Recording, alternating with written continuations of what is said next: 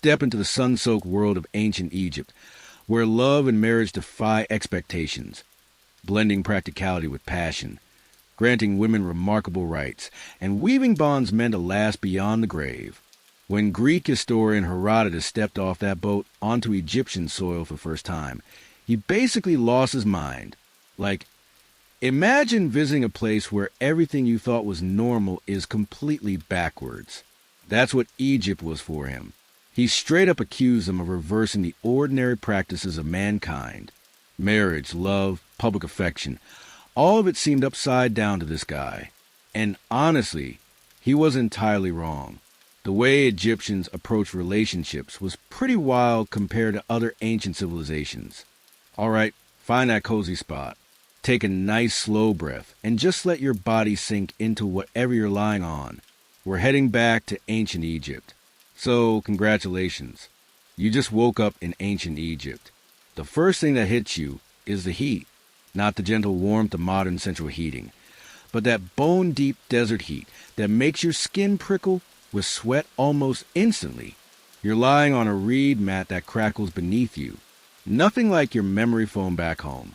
Through the small window cut into the mud brick wall, you can see the sky is just beginning to lighten, turning that distinctive Egyptian blue that artists have tried to capture for centuries. The smells around you are intense. There's the earthy scent of the Nile, a muddy sweetness that seems to permeate everything. Closer, you catch whiffs of cooking fire starting up outside, bread baking somewhere nearby. And there's another smell. The distinct aroma of kefi incense burning in a small copper dish near the door, a mixture of myrrh, frankincense, and raisins that was supposed to please the gods and purify the home. You sit up and your bare feet touch the packed earth floor, cool against your skin despite the growing heat of the day. Outside you hear voices calling to each other, the clatter of pottery, the distant bray of a donkey pulling a cart. Life is already bustling and the sun has barely risen. Welcome to Egypt. The year is, well, Egyptians wouldn't recognize our calendar system, but let's say it's around 1400 BC during what we now call the New Kingdom, and you're about to learn something pretty fascinating about this place. Love and marriage here aren't what you'd expect at all. Now, if you're lying there thinking about all those documentaries about Egyptian pharaohs marrying their sisters and weird incest stuff, I'm going to stop you right there. Yes, royal marriages were often between siblings, but that was basically just for the royal family. Regular folks like you and me, totally different story. For most ancient Egyptians, marriage was surprisingly practical, yet deeply personal. A mix of business arrangement and genuine affection that would honestly put some modern relationships to shame. So, here's the first thing that would have blown Herodotus' mind. Marriage in ancient Egypt wasn't a religious ceremony at all. In fact, there wasn't even a ceremony.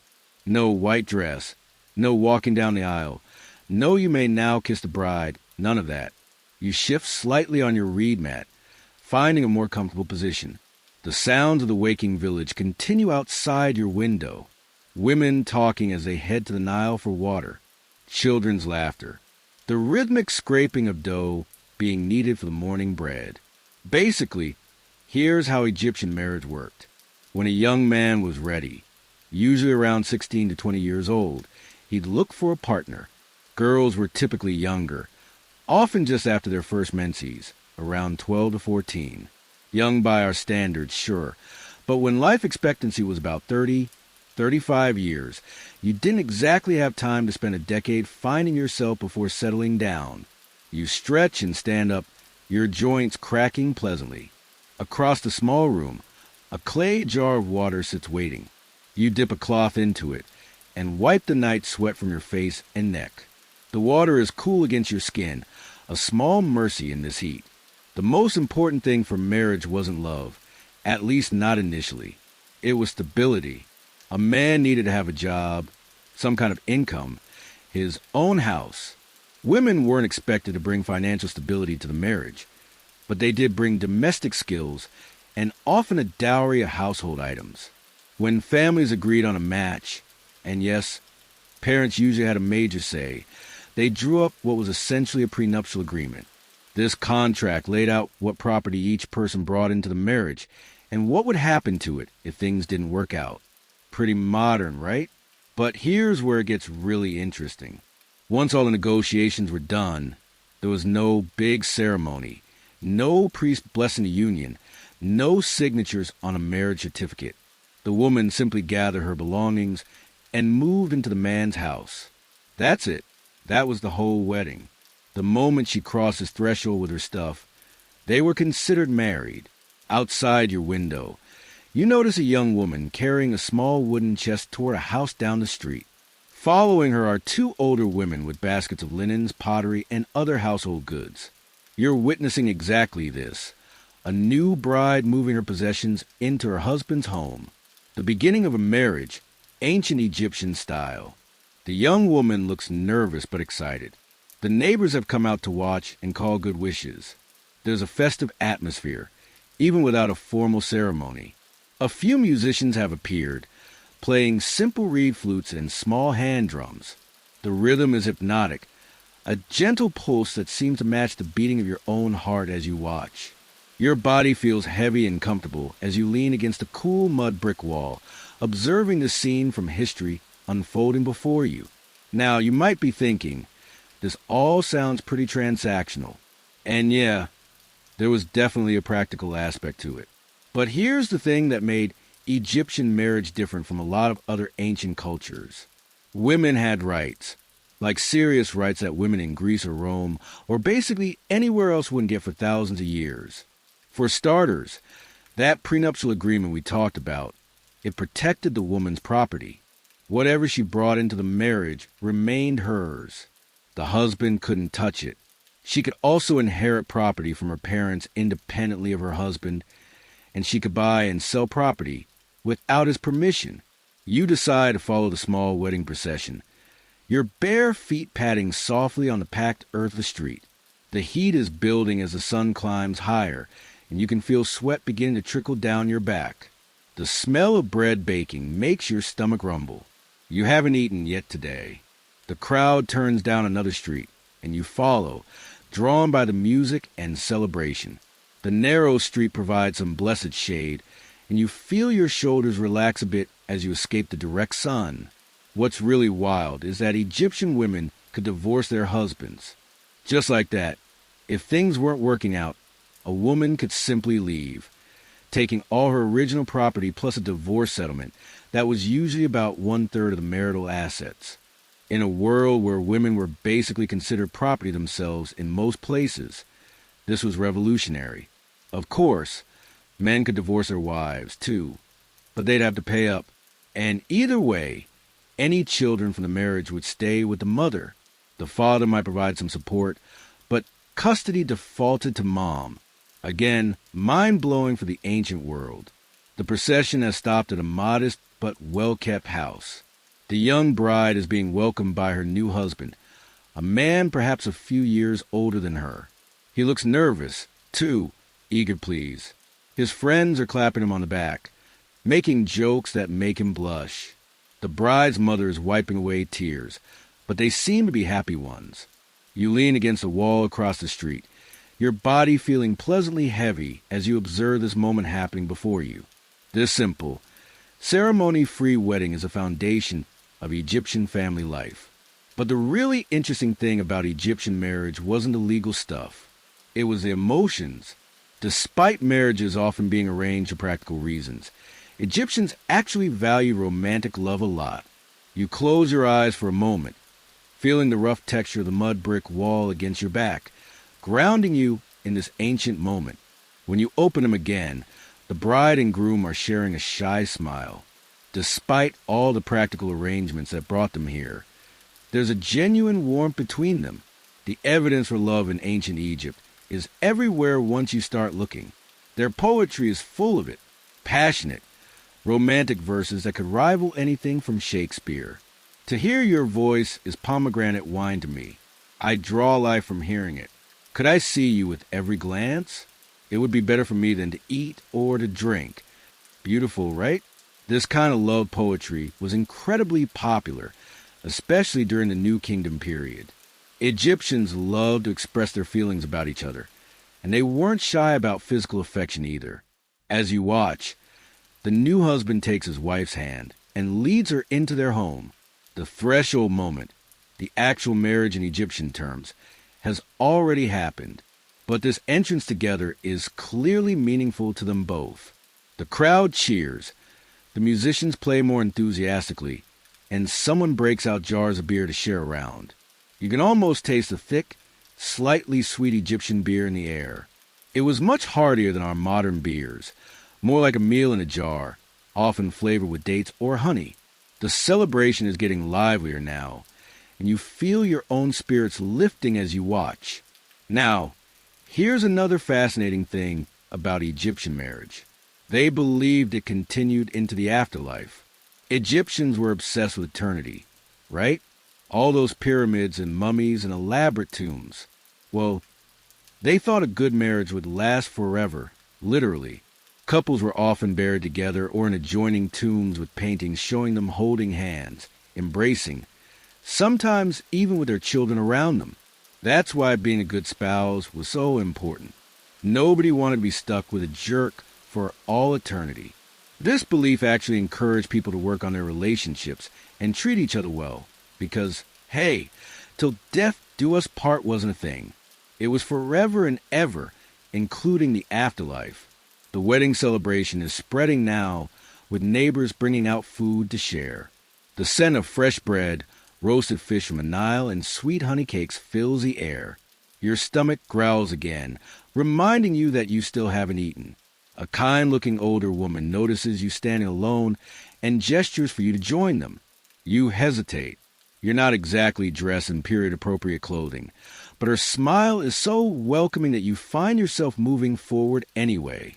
She presses a piece of warm, fresh bread into your hand. It's denser than modern bread with a nutty flavor from the coarse ground emmer wheat it's made from. The crust is perfectly crisp, the inside still steaming. It might be the most delicious thing you've ever tasted. Or maybe it's just the magic of eating bread that was baked 3,400 years ago. Your body feels increasingly heavy and comfortable as you eat. The simple pleasure of good food and friendly company washing over you. You find a spot to sit on a low stone wall, your muscles relaxing as you continue to observe the celebration. Let's talk about what happened in the bedroom, because that's where things get really interesting. Unlike many ancient cultures, and honestly plenty of modern ones, Egyptians had a pretty healthy attitude towards sex. They saw it as a natural, normal part of life, not something shameful or solely for procreation. And this is where poor Herodotus really lost it. Egyptians were openly affectionate with each other. They held hands in public, embraced, and generally weren't shy about showing their feelings. This was shocking to Greeks like Herodotus, who lived in a society where women were basically kept secluded and public displays of affection were a big no-no. The music has shifted to a slower, more sensual rhythm. A few couples have begun dancing, their movements fluid and graceful. It's not the highly choreographed dancing of temple ceremonies, but something more natural and spontaneous. The newly married couple joins in, clearly a bit shy with each other still, but moving together with increasing confidence. You feel your own body swaying slightly to the rhythm, the weight of it pleasantly heavy against the stone wall where you sit. The bread sits warm in your stomach, and someone has handed you a small cup of beer. It's thick and rich, almost like a meal in itself, with a tangy sweetness that's nothing like modern beer. What's more, premarital sex wasn't taboo in ancient Egypt. There's no word for virgin in the ancient Egyptian language, which tells you a lot about their attitudes. Young people were expected to explore their sexuality before marriage. It wasn't stigmatized, especially for women. Can you imagine how revolutionary this would seem to Herodotus or pretty much any other ancient civilization? Of course, once you were married, fidelity was important. Both husbands and wives were expected to be faithful to each other. Adultery was considered a serious offense, though it was defined somewhat differently for men and women. A married woman sleeping with anyone other than her husband was adultery. For men, sleeping with another man's wife was adultery. But having relations with an unmarried woman wasn't seen the same way. The dance continues, growing more energetic. The bride and groom are laughing now, their initial shyness giving way to joy. Their bodies move in harmony, already learning each other's rhythms. It's beautiful to watch this beginning of a partnership that will shape their lives. You sip your beer slowly, feeling the pleasant weight of your body against the wall, the gentle fatigue of the day settling into your muscles. The afternoon sun casts long shadows now, and the quality of light has changed to that magical golden hour that photographers chase. Speaking of expectations in marriage, let's talk about children. Like most ancient societies, Egyptians wanted children, lots of them. High infant mortality rates meant that having many children was the best way to ensure some survived to adulthood. But unlike other ancient cultures, Egyptians valued daughters almost as much as sons. Almost, but not quite. Sons were still preferred for carrying on the family name and taking care of parents in their old age. But daughters were valued too, and female infanticide, the practice of killing unwanted baby girls, doesn't seem to have been a thing in Egypt like it was in many other ancient cultures. The party is winding down now as evening approaches. The bride and groom have retreated into their new home, and neighbors are beginning to drift away. The musicians pack up their instruments, accepting thanks and payment from the bride's father. You finish your beer, feeling pleasantly tired now. Your limbs feel heavy, your eyelids wanting to droop. The stone wall beneath you is still warm from the day's heat, comforting against your back. But before we wrap up this first part of our journey into Egyptian love and marriage, there's one more fascinating aspect to explore: fertility and pregnancy. Egyptians had a weird but surprisingly effective method for determining if a woman was pregnant. She would pee on barley and emmer wheat seeds. If the barley sprouted, she was pregnant with a boy. If the emmer wheat sprouted, it would be a girl. If neither sprouted, she wasn't pregnant at all. Here's the crazy part. Modern scientists have tested this, and it actually works about 70% of the time for detecting pregnancy, though not for predicting gender. Turns out, pregnancy hormones in urine can indeed stimulate seed growth. The streets are quieter now as dusk falls. Oil lamps are being lit in windows, casting a warm, flickering glow. The temperature is finally dropping, bringing blessed relief from the day's heat. Your body feels increasingly heavy, sinking into a pleasant state of relaxation. Childbirth itself was dangerous business. Of course, it was handled by midwives, not physicians, and was viewed as a natural process rather than a medical event. Women gave birth in a squatting position on special birthing bricks, surrounded by other women who would provide support and encouragement. Amulets and prayers to gods like Tauret, a hippo goddess who protected mothers and children, and Bes, a dwarf god who scared away evil spirits, were essential parts of the process.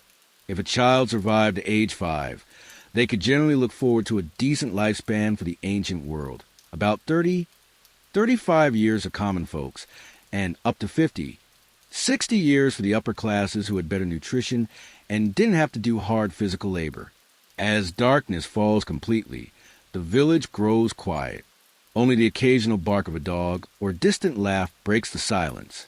The stars above are brilliant in a way you never see in the modern world, unpolluted by electric lights. The Milky Way stretches across the sky like a river of stars. And you can understand why the Egyptians saw the sky as a cosmic extension of their beloved Nile. Your body feels incredibly heavy now, sinking into the ground beneath you. Your breathing has slowed, becoming deep and regular. The sights and sound of ancient Egypt are fading slightly as your awareness turns inward. You feel yourself drifting, floating on the current of history. The warm stone against your back, the lingering taste of bread and beer on your tongue, the distant music still echoing in your ears. All of it merges into a gentle cocoon of sensation. Tomorrow, we'll explore more about Egyptian love and marriage, the poetry they wrote to each other, the perfumes they wore to seduce their partners, the elaborate tombs they built to be together for eternity. But for now, you're here in this moment. Your body relaxed and comfortable, your mind full of images of a world where love and marriage looked very different from our own. The gentle weight of history settles around you like a comfortable blanket. Your breathing deepens further. The stars will slowly overhead. The same stars that watched over ancient Egypt, that will continue to watch over our world long after we're gone. There's comfort in that continuity, that connection across time. Your limbs feel pleasantly heavy, your thoughts growing slower and more dreamlike. The sounds of the village have faded to almost nothing now, just the occasional rustle of palm fronds in the night breeze. Your body feels at peace, sinking deeper into relaxation with each breath as the story of ancient Egyptian love and marriage continues to unfold in your mind. The morning sun climbs higher over the mud brick houses, casting long shadows across the narrow streets. You've woken early, your body attuned to the rhythms of this ancient world where most activity happens before the brutal midday heat sets in. The air still holds a hint of coolness from the night, but it's already evaporating like a dream upon waking. You stretch, feeling your muscles loosen pleasantly. The reed mat beneath you crackles as you sit up. That same earthy smell of the Nile hangs in the air, mingled now with the sense of cooking fires and fresh bread. Your stomach rumbles, reminding you that it's time to find something to eat. Outside, women are already lined up at the communal bread ovens, chatting as they wait for their loaves to bake. Children dart between houses, playing some game involving small clay tokens. A couple walks past, their hands casually intertwined, and you remember what you learned yesterday about Egyptian attitudes toward affection and marriage. Speaking of marriage, there's something fascinating about the actual process of finding a spouse in ancient Egypt. While parents often had significant input, young people weren't completely without choice. And the courtship process, honestly, it wasn't that different from modern dating in some ways. You make your way to a small market that's sprung up in a wider section of the street. Vendors have laid out mats with goods for sale, vegetables, fish from the Nile, beads, simple tools. You accept a piece of flatbread from a smiling woman who seems to recognize you from yesterday's wedding celebration. The bread is still warm, slightly chewy, with a nutty flavor that speaks of a simpler, purer grain than modern wheat.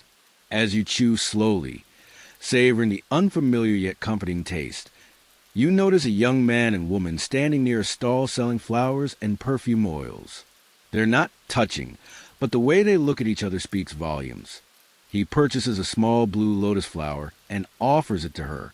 She accepts it with a shy smile, bringing it to her nose to inhale its delicate fragrance. You're witnessing Egyptian courtship in action. Blue lotus flowers were powerful symbols of love and fertility, associated with rebirth and the sun. They were also mildly psychoactive, producing feelings of relaxation and euphoria when brewed into wine or tea. Not exactly a box of chocolates, but definitely a romantic gesture. Your body feels comfortable and at ease as you lean against a mud brick wall, observing this moment across the centuries. The rough texture of the bricks against your back is strangely soothing, grounding you in this ancient reality.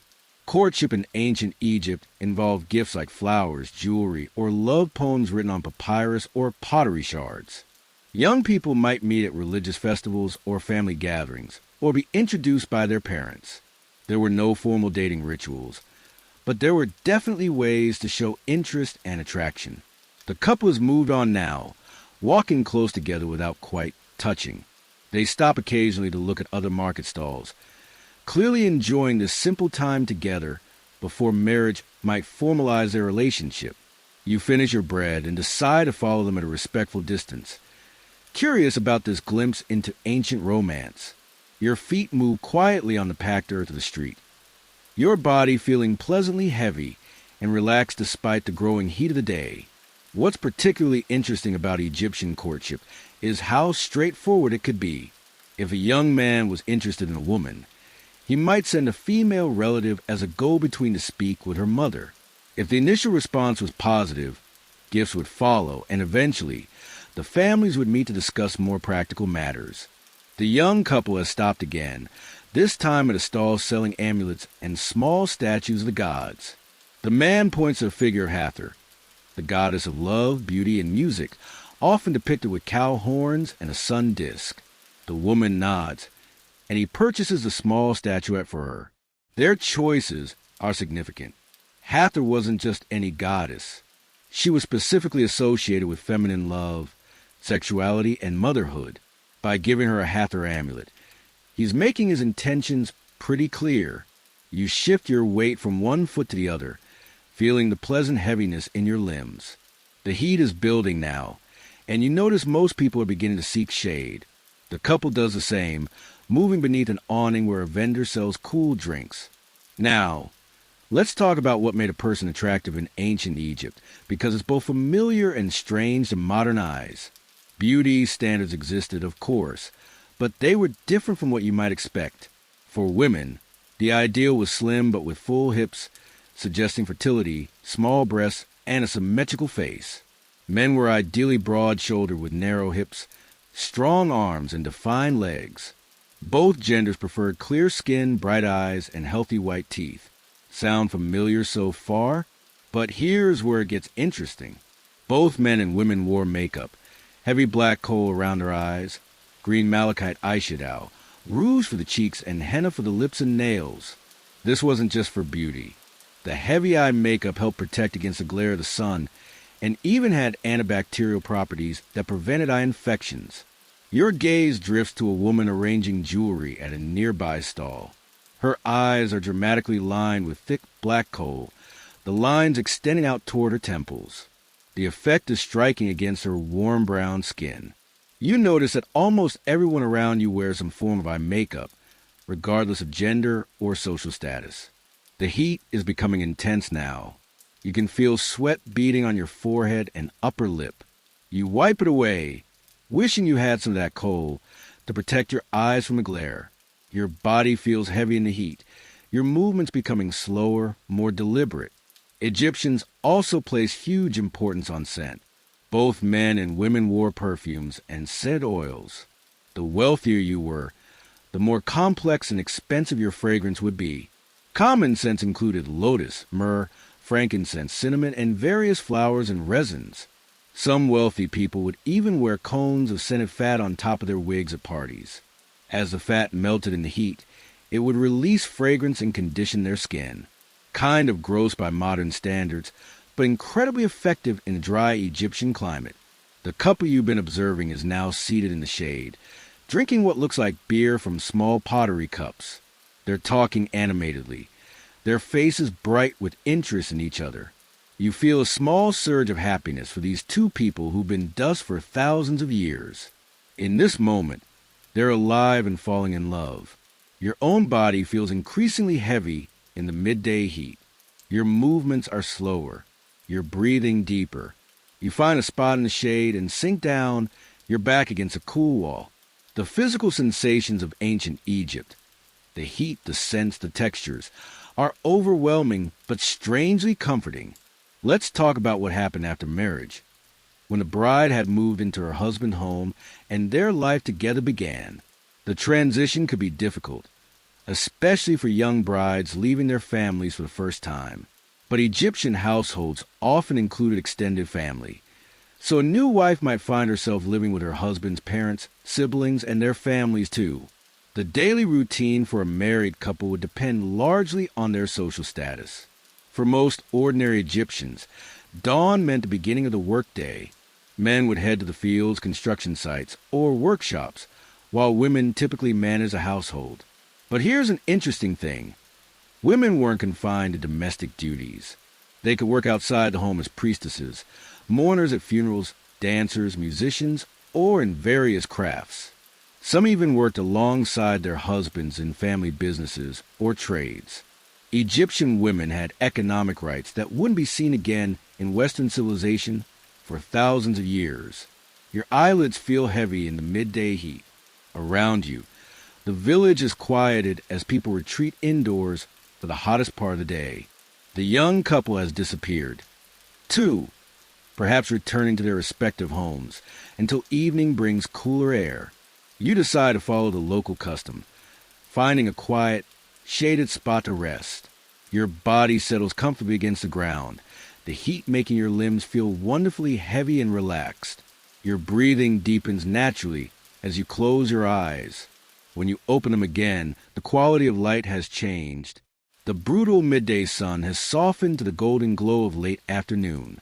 You must have dozed off for a while, your body adapting to the Egyptian rhythm of work in the morning, rest during the hottest hours, and activity again in the evening. You rise, your muscles feeling loose and refreshed. The village is coming alive again as people emerge from their homes. The air is filled with conversation, laughter, the clatter of pottery being set out for the evening meal. As the day cools, you notice more couples out walking together, talking and laughing. Public displays of affection were common and accepted in ancient Egypt, in tomb paintings and other artwork. Spouses are often shown holding hands, embracing, or with their arms around each other's shoulders or waists. This openness extended to their poetry as well. Love poems from ancient Egypt are surprisingly direct about desire and physical attraction. Here's one from the Chester Beatty Papyrus that wouldn't feel out of place in a modern love letter. My heart flutters hastily when I think of my love of you. It lets me not act sensibly. It leaps from its place. Your feet carry you toward the Nile, where people are gathering as the heat subsides. The great river gleams in the late afternoon light, a ribbon of molten gold winding through the green valley. Along its banks, couples stroll together. Families set out simple picnics, and children splash in the shallows. You find a spot on the riverbank, the grass surprisingly soft beneath you. Your body settles comfortably, sinking into the natural contours of the ground. The air here is cooler, carrying the river's breath, and you feel your skin prickle pleasantly with the change in temperature. On a nearby blanket, a couple sits close together, sharing a meal from a single plate. They feed each other choice morsels, their heads bent close in conversation. There's an easy intimacy between them that speaks of a marriage built on genuine affection, not just social obligation. What you're seeing reflects the Egyptian ideal of marriage, a partnership based on mutual respect and, ideally, love. The ancient Egyptians believed that a good marriage should bring joy and comfort to both partners. This is reflected in their wisdom literature, where men are advised to love your wife with proper attention and make her heart glad as long as you live. Your body feels increasingly heavy and comfortable as you sit by the river, watching the life of ancient Egypt unfold around you. The rhythmic sound of water lapping against the shore syncs with your breathing, which has grown deeper and more relaxed. Women in Egyptian marriages had rights that were extraordinary for the ancient world. They could own property independently of their husbands, run businesses, testify in court, and initiate divorce. Marriage contracts protected their financial interests, ensuring they wouldn't be left destitute if the marriage ended. One marriage contract from around 200 BCE states, "If I divorce you, I will give you 20 pieces of silver and return to you all that you brought." Another specifies that the husband must provide a certain amount of grain, oil, and money each month for his wife's support. The sun is beginning to set now, painting the sky in shades of gold, orange, and deep blue. Along the riverbank, oil lamps are being lit, creating pools of warm light as darkness gathers. The couple you've been observing rises, gathering their belongings. They walk hand in hand back toward the village, their silhouettes merging with the growing shadows. Your own body feels wonderfully heavy now, sinking deeper into the soft grass. The gentle sound of the river and distant voices create a soothing backdrop as night falls over ancient Egypt. Let's talk about the physical space of an Egyptian marriage. The home. For ordinary Egyptians, houses were typically made of mud brick with few windows to keep out the heat. They were often simple, with a main room for cooking and daily activities, sleeping areas that might be divided by curtains, and perhaps a roof terrace where family members would sleep during hot nights. Furniture was minimal by modern standards. Reed mats served as seating during the day and bedding at night. Wealthier homes might have wooden chairs, stools, and bed frames with woven cord or leather straps supporting a thin mattress. Storage consisted of baskets, pottery jars, and wooden chests. The simplicity might seem austere to modern eyes, but these spaces were designed for the Egyptian climate and way of life. The thick mud brick walls kept interiors relatively cool during the day and released stored heat at night when temperatures dropped. Homes were places to sleep and store possessions, while much of daily life happened outdoors. The darkness is nearly complete now, with only the stars and the scattered oil lamps providing light. The air is cooled considerably, a blessed relief after the day's heat. Your body feels increasingly heavy and relaxed, the tension of the day melting away into the soft ground beneath you. Marriage beds themselves were simple by our standards, usually a wooden frame with woven palm fronds or linen cords, creating a base for a thin mattress stuffed with wool, linen, or dried plant fibers. Linen sheets, and perhaps a light blanket would complete the bed. Headrests made of wood, stone, or ivory replaced pillows, designed to support the head while keeping elaborate hairstyles intact. Sexual relations between married couples were considered healthy and normal. Unlike many later cultures, the Egyptians didn't surround sex with shame or taboo. They viewed it as a natural, pleasurable part of life and marriage. The god Men, with his perpetually erect phallus, was celebrated rather than hidden away. This healthy attitude extended to contraception. The Egyptians had various methods for preventing pregnancy, including spermicidal recipes made from acacia gum, honey, and crocodile dung. While that last ingredient might make you cringe, acacia gum actually does have spermicidal properties. They also use linen sheaths, similar to modern condoms, and various herbal preparations as contraceptives and abortifacients. Your eyelids feel heavier now, your breathing slow and deep.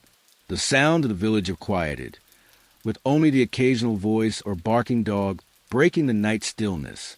The stars above you are brilliant, unpolluted by modern light, forming patterns that guided Egyptian astronomy and religious beliefs. Family planning was important because children were highly desired. Infertility was considered a grave misfortune, and there were numerous religious practices, magical spells, and medical treatments aimed at helping couples conceive. Women would pray to gods associated with fertility, particularly Hathor, Isis, and Tauret, offering them special cakes shaped like male or female genitalia. Subtle, right? Both sons and daughters were valued. Those sons had certain social advantages and responsibilities, particularly in caring for parents in their old age and performing necessary funeral rites. But daughters were not considered burdens, as they were in many other ancient cultures. They could inherit property equally with their brothers, and were not seen as financial drains requiring expensive dowries. The night has deepened around you, the air cool against your skin. Your body feels wonderfully heavy, sinking deeper into the soft earth beneath you. Each breath comes slower, deeper than the last. The gentle lapping of the Nile creates a soothing rhythm that seems to match your heartbeat. When children came along, they were raised primarily by their mothers in the early years, but fathers were involved in their upbringing, too. Egyptian art often shows fathers holding and play with their children, suggesting that men took an active role in childcare, something that wasn't common in many other ancient societies. As children grew, they would be educated according to their social class and gender. Boys from wealthy families might learn to read and write, preparing for careers as scribes, priests, or officials. Girls were typically taught household management, though some also learned to read and write. Children from farming families would learn agricultural skills from their parents, while those from artisan families would be taught the family trade. The sky above you is a tapestry of stars. The Milky Way, a river of light mirroring the Nile below. Your breathing is slowed to a gentle rhythm, your body feeling as though it's floating on the current of history. The sound of ancient Egypt, the river, the night boards, the distant voices, weave together into a soothing blanket of sound. Despite the often practical nature of Egyptian marriage, the evidence suggests that many couples genuinely loved each other. Tomb paintings show spouses in affectionate poses. Love poetry speaks of deep emotional and physical desire, and literary texts express hopes for reunion in the afterlife. One particularly touching piece of evidence comes from the tomb of Nyanknum and Khnumhotep, two royal manicures from the 5th dynasty. They're depicted in poses usually reserved for married couples. Embracing, holding hands, noses touching, the Egyptian equivalent of kissing. Scholars debate whether they were brothers, friends, or romantic partners, but the affection between them is unmistakable. Your consciousness is drifting now, floating between the present and this ancient world you've been exploring. Your body feels deliciously heavy, sinking deeper into relaxation with each breath.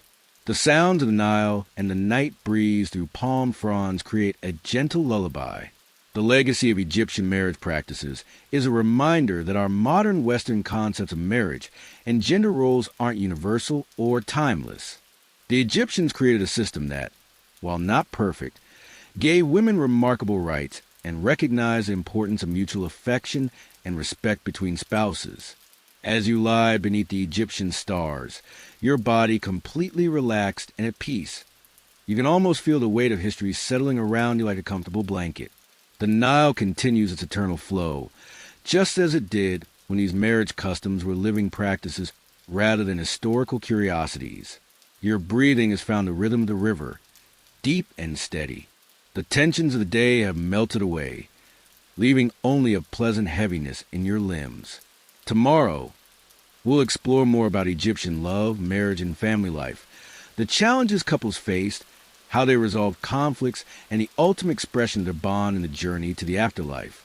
But for now, you're here in this moment, suspended between worlds, your body completely at ease as the ancient Egyptian night embraces you.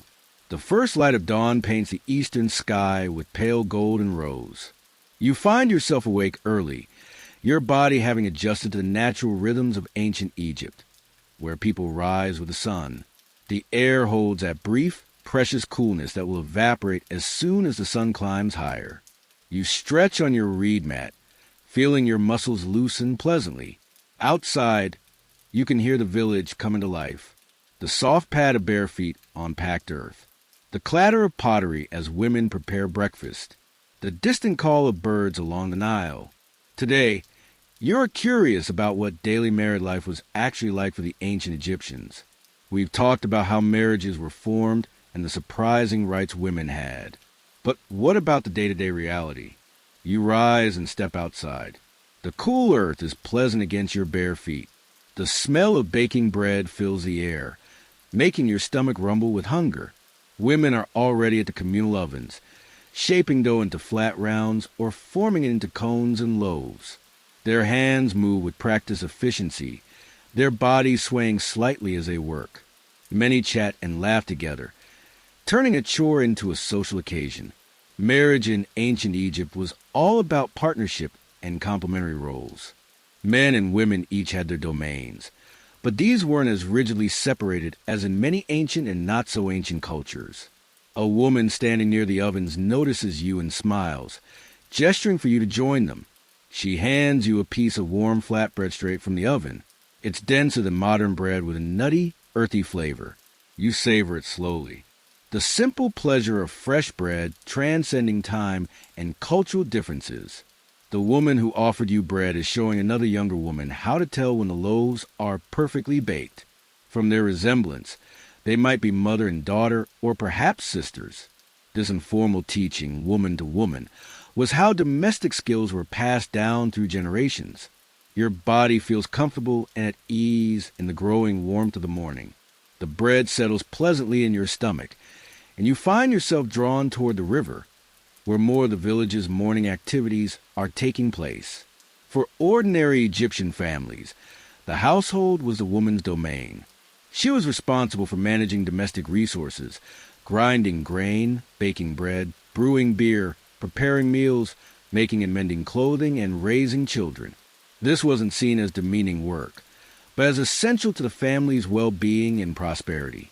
As you approach the riverbank, you see women washing clothing, beating fabric against smooth stones, and laying it out to dry in the sun. Others are filling water jars to carry back to their homes. The Nile is the lifeblood of Egypt, central to every aspect of daily existence. A young couple catches your eye. The woman is filling a large clay jar, while her husband waits nearby with a wooden yoke designed to help carry 2 jars at once. When she's finished, he carefully positions the yoke across his shoulders, hooks the jars onto either end, and they walk back toward the village together, talking quietly. This small moment illustrates something important about Egyptian marriage. While there were distinct gender roles, there was also flexibility and cooperation. The woman has collected the water, traditionally a female task, but her husband is helping carry the heavy jars. They're working as a team.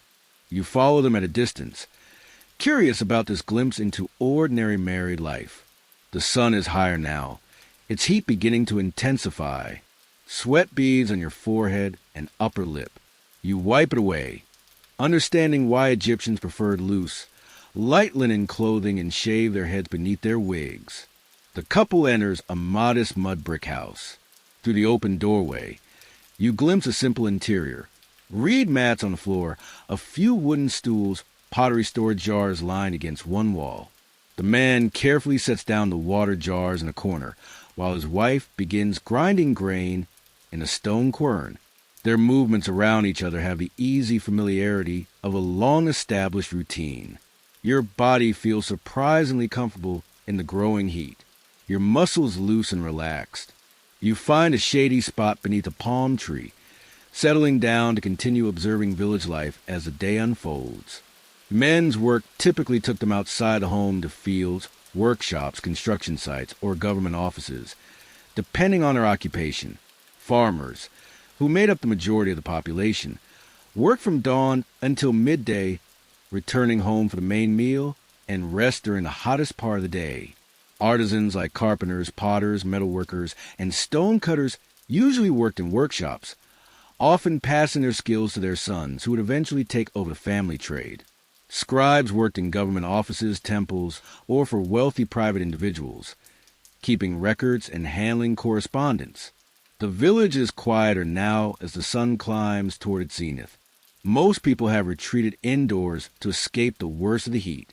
Your own body feels pleasantly heavy in the shade, your breathing naturally slowing to match the more relaxed rhythm of midday. Let's talk about the challenges Egyptian couples faced. Like married people everywhere, and every time they had disagreements, faced hardships, and had to find ways to resolve conflicts. One common source of tension was probably extended family. Most households included not just a married couple and their children, but also parents, unmarried siblings, and sometimes other relatives. Living in close quarters with in-laws has tested marriages throughout history, and ancient Egypt was likely no exception. Financial stress was another potential challenge. The Egyptian economy was based primarily on agriculture, which meant that a poor flood or crop failure could bring hardship even to previously comfortable families. Taxes were collected in the form of grain, and failure to pay could result in forced labor. These pressures would certainly have strained some marriages. Your eyelids feel heavy in the midday heat. Around you, the village is silent except for the occasional bark of a dog or cry of a child. Your body sinks deeper into the soft ground, muscles completely relaxed as your breathing slows to a gentle rhythm. When you open your eyes again, the quality of light has changed. The harsh midday sun has softened to the golden glow of late afternoon. You must have dozed off for a while, your body adapting naturally to the Egyptian pattern of midday rest. The village is coming alive again as people emerge from their homes. Women gather at the well, collecting water and exchanging news. Men return from fields or workshops, tools slung over their shoulders. Children play in the dusty streets, their laughter carrying on the warm air. So, how did Egyptian couples resolve their conflicts? While we don't have ancient Egyptian marriage counseling manuals, we do have wisdom texts that offer advice on family harmony. These suggest that communication, respect, and compromise were valued. Not so different from modern relationship advice. One text advises men, do not control your wife in her house when you know she is efficient. Don't say to her, where is it? Get it, when she has already put it in the right place. This suggests that micromanaging one's spouse was just as annoying 3,500 years ago as it is today. You rise, stretching pleasantly, and begin walking through the village. The air is still warm, but no longer oppressive. Your body feels refreshed from the rest, muscles loose and comfortable. A small commotion catches your attention.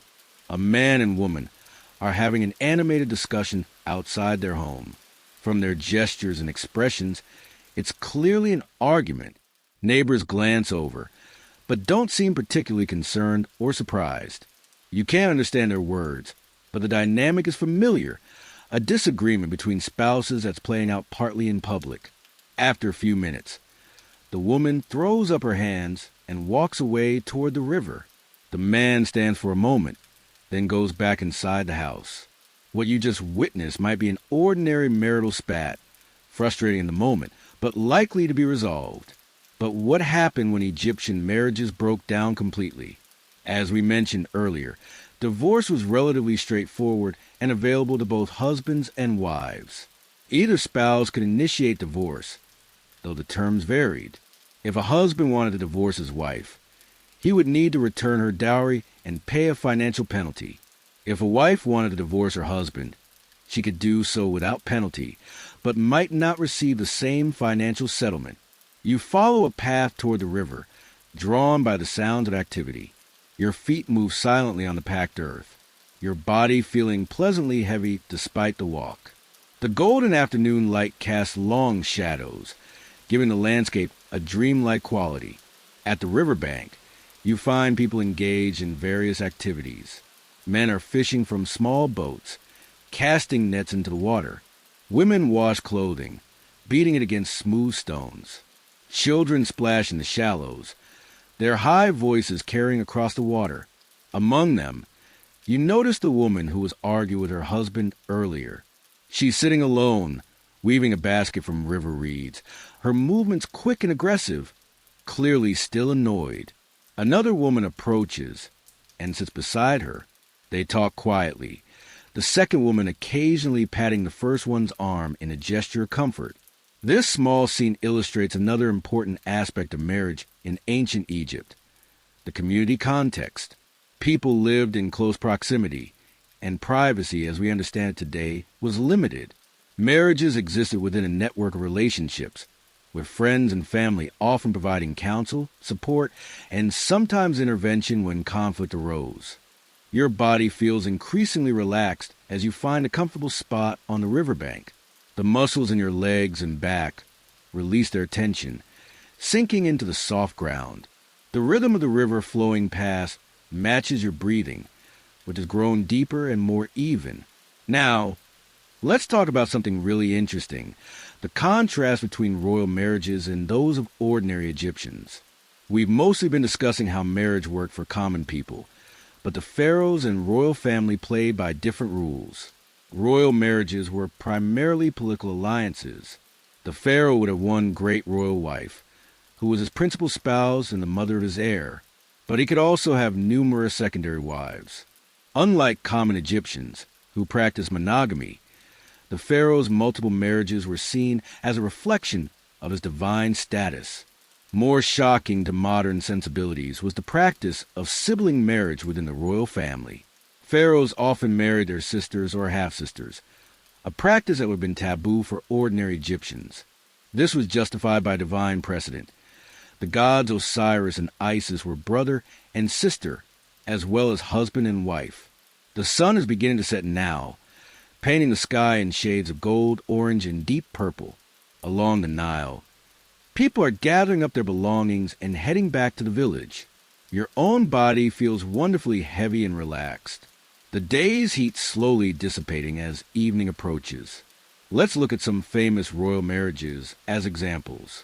Ramesses II had 8 royal wives, but his favorite was clearly Nefertari. He built her a magnificent tomb in the Valley of the Queens and dedicated a temple to her at Abu Simbel, where her statues are the same size as his, a significant honor indicating her importance. Then there's the famous case of Akhenaten and Nefertiti. They're often portrayed in unusually intimate poses, with natural, affectionate gestures between them. Their relationship seems to have been a true partnership, with Nefertiti elevated to an almost equal status with her husband. She's even shown in art smiting Egypt's enemies, a role traditionally reserved for the pharaoh. Perhaps most famous of all is Cleopatra, the last active ruler of the Ptolemaic kingdom. Her marriages and relationships were intensely political. She married her younger brothers Ptolemy XIII and later Ptolemy XIV, royal sibling marriage again, and had relationships with Julius Caesar and Mark Antony that secured Roman support for her rule. Darkness has fallen now, but the night is alive with sound and light. Oil lamps and torches illuminate the village, casting warm pools of light against the darkness. People sit outside their homes, enjoying the cool evening air. The smell of cooking fires and dinner preparations fills the night. Cumin, coriander, onions, and garlic, spicing the simple stews of vegetables and occasionally meat. Your body feels increasingly heavy and comfortable as you sit in the darkness, listening to the night sounds of ancient Egypt. Your breathing is slowed to a deep, regular rhythm that matches the gentle lapping of the Nile against its banks. Let's shift our focus back to the emotional aspects of Egyptian marriage. We've talked about the practical arrangements, but what about love and romance? The evidence suggests that, despite the often pragmatic nature of marriage arrangements, romantic love was highly valued in Egyptian culture. This is perhaps most evident in their love poetry, which is surprisingly direct and passionate. Take these lines from a New Kingdom poem. 7 days since I saw my sister, and sickness has crept over me. My limbs have become heavy, and I cannot feel my own body. Or this one, when I kiss her and her lips open, I am drunk without beer. Pretty steamy, right? These poems express romantic and sexual desire in terms that feel remarkably modern and relatable. The night has deepened around you. Above, the stars are brilliant in a way never seen in the modern world, unpolluted by electric light. The Milky Way stretches across the sky like a river of stars, a cosmic reflection of the Nile below. Your body feels wonderfully heavy, sinking deeper into the earth with each breath. Interestingly, in Egyptian poetry, men and women express desire with equal frankness. Women aren't portrayed as passive recipients of male attention, but as active participants who know what they want. I will lie down inside and pretend to be ill. Then my neighbors will come to see me, and my sister with them. She will make the physicians ashamed, for she knows my sickness. This equality in expressing desire reflects the relatively balanced gender relations in Egyptian society. While not perfectly equal, women had legal rights, social standing, and a cultural voice that was unusual in the ancient world. The village has grown quieter now as people retire to their homes. Only a few voices can be heard, along with the occasional barking of dogs and distant sound of music, perhaps from a celebration or gathering somewhere nearby. Your body feels completely at ease, muscles relaxed, breathing deep and regular. Before we end today's journey into ancient Egyptian marriage, let's think about its enduring legacy. The Egyptian approach to marriage, with its emphasis on partnership, its legal protections for women, its acceptance of divorce when necessary, and its celebration of romantic and sexual love, was in many ways ahead of its time. Throughout the rise and fall of later civilizations, marriage would often become more restrictive, especially for women. The relative freedoms and rights of Egyptian women wouldn't be seen again in Western societies until surprisingly recently. Even the Egyptian view of sexuality as a healthy, natural part of life will be replaced in many cultures by more repressive attitudes.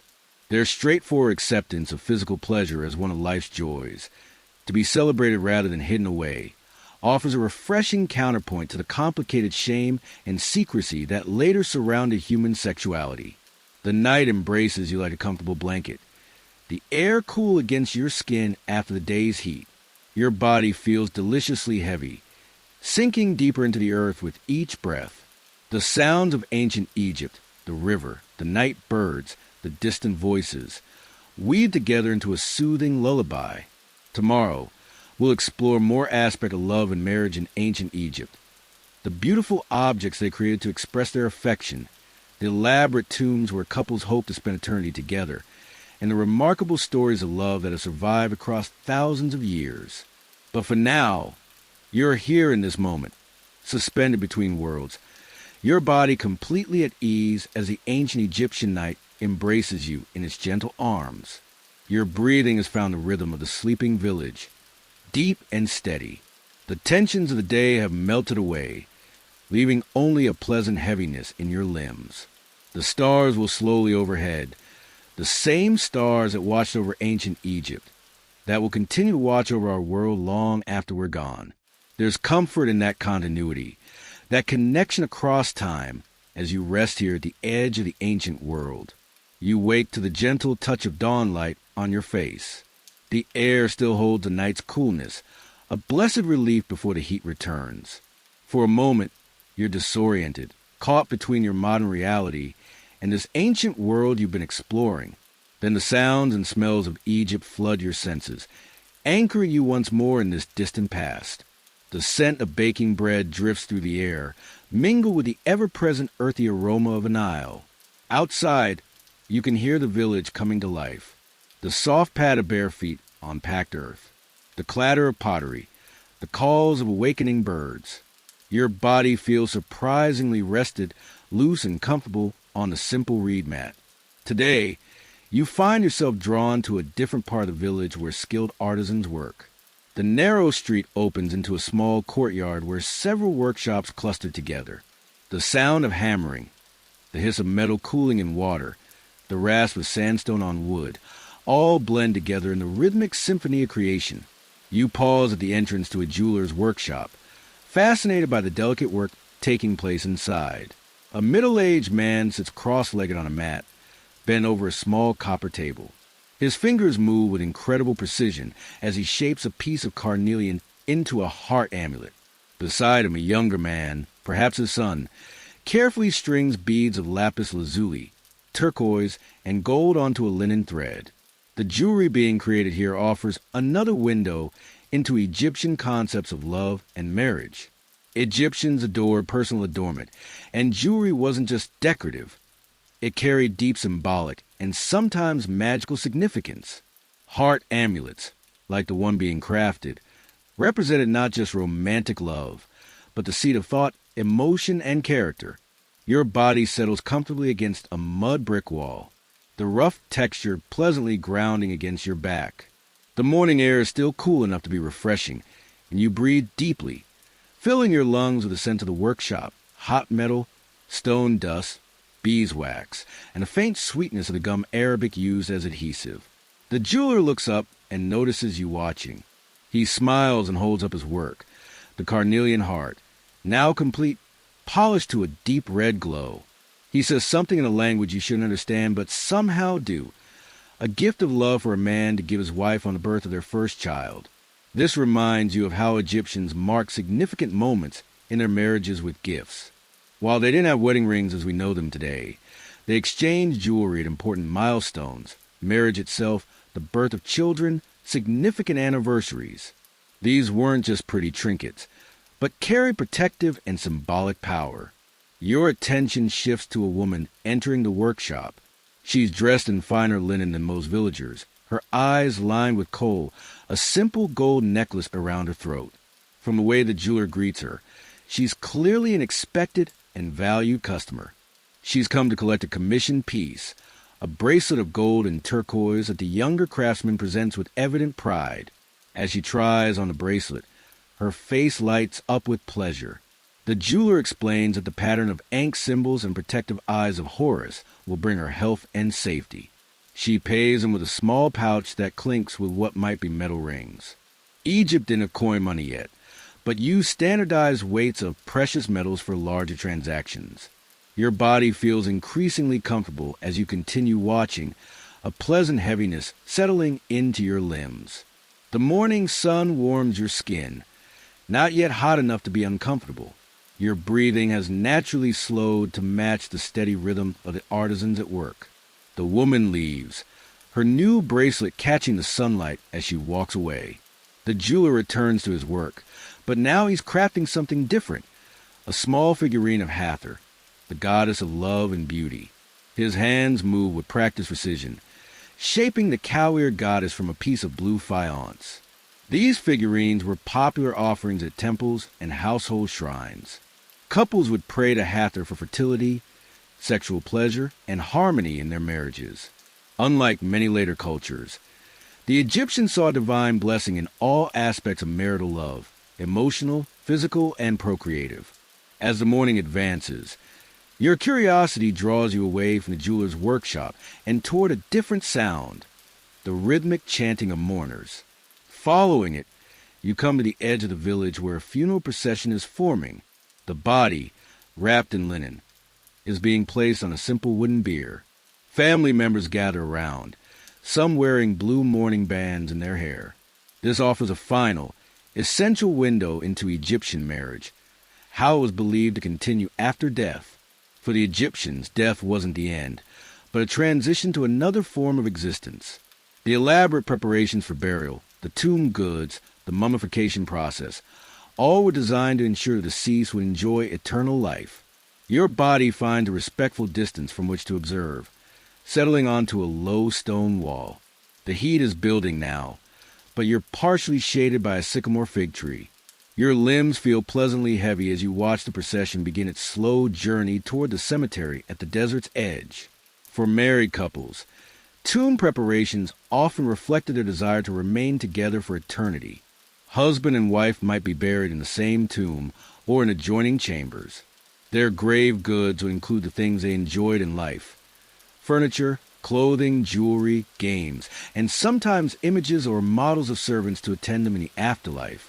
Tomb paintings and reliefs often showed the couple seated together at an offering table, holding hands or embracing.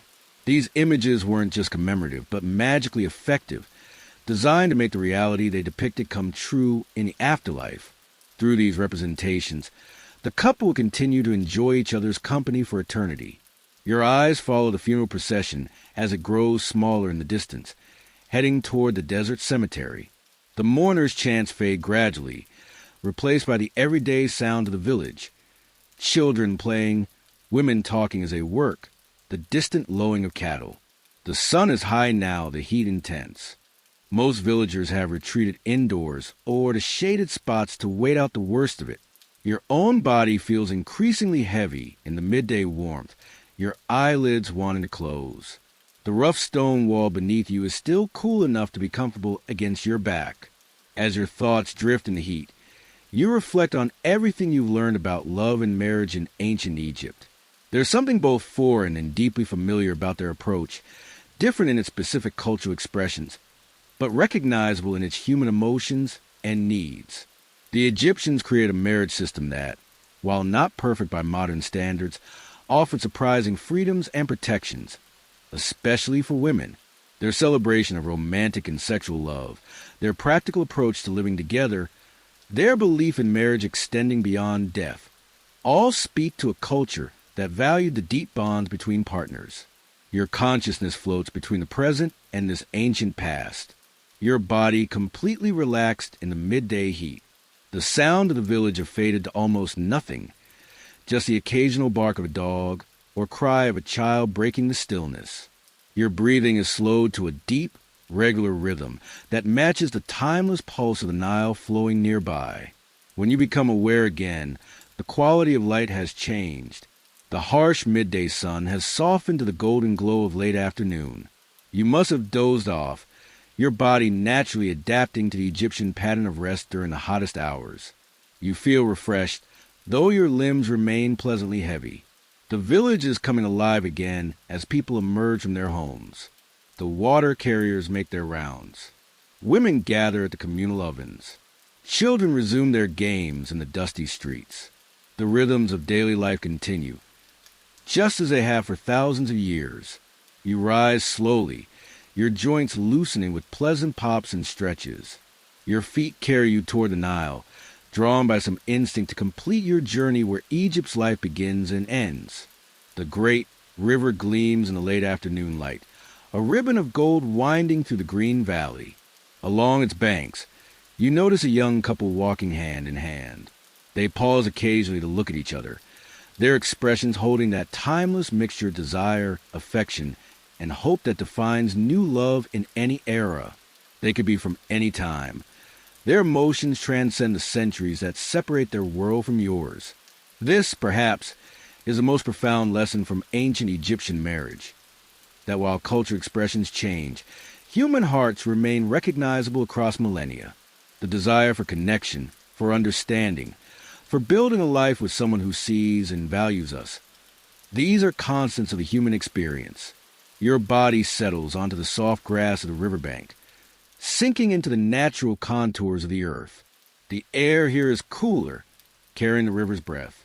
Your muscles release their tension, becoming increasingly heavy and relaxed as you watch the young couple continue their walk, eventually disappearing around a bend in the shoreline. The sun is setting now, painting the sky in vivid strokes of orange, pink, and deep purple. The first stars appear, brightening as the light fades. On the opposite bank, fishermen are lighting torches on their boats, preparing for night fishing. The flames reflect in the dark water, creating dancing patterns of gold against the depths. Your eyelids feel increasingly heavy as darkness gathers. Your breathing is slowed to a deep, regular rhythm that matches the gentle lapping of the Nile against its banks. The day's experiences swirl in your mind. The jeweler crafting symbols of love, the funeral procession preparing for eternity, the young couple walking by the river, all pieces of the complex mosaic that was marriage in ancient Egypt. The night deepens around you. The air cools, but you feel perfectly comfortable, your body heavy and warm against the earth. The stars multiply until the sky is filled with their brilliance, unpolluted by modern lights. The Milky Way stretches across the heavens, a celestial echo of the Nile below. Your consciousness begins to drift, floating between this ancient world and the edges of sleep. The sounds of night birds, distant voices from the village, and the eternal murmur of the river blend into a soothing lullaby. Your muscles have completely relaxed, your body feeling as though it's sinking gently into the ground beneath you. As you hover on the threshold of sleep, you reflect one final time on what you've learned. The ancient Egyptians approached marriage with a practical wisdom that balanced social needs with personal happiness. They recognized the importance of legal protections and property rights, but also celebrated a profound emotional and physical connection between spouses. They saw marriage not as a single ceremony, but as a journey that extended beyond death into eternity. Your eyes close fully now, too heavy to keep open. Your breathing deepens further, becoming slow and regular. The weight of your body against the earth is profoundly comforting, as if you're being held in gentle, invisible arms. The borders between you and the ancient world begin to blur, time itself becoming fluid and dreamlike. Perhaps there's wisdom for us in the Egyptian approach to marriage, their straightforward acceptance of human needs and desires, their balance of pragmatism and romance, their vision of love as something that transcends mortality. As different as their world was from ours, their hearts beat with the same hopes and fears, joys and sorrows. Your mind grows quieter now, thoughts slowing and stretching like honey poured from a jar. The sound of ancient Egypt, the Nile, the night birds, the distant village, fade into a gentle background hum that cradles your consciousness. Your body has become wonderfully heavy, sinking deeper into relaxation with each breath. Sleep begins to embrace you, soft and irresistible. The stories of ancient Egyptian couples, from powerful pharaohs and their queens to humble farmers and their wives, continue to echo in your mind, but more distantly now, like voices heard through water. Their love stories preserved in poetry and art, in tomb paintings and precious amulets, have survived thousands of years to touch your heart.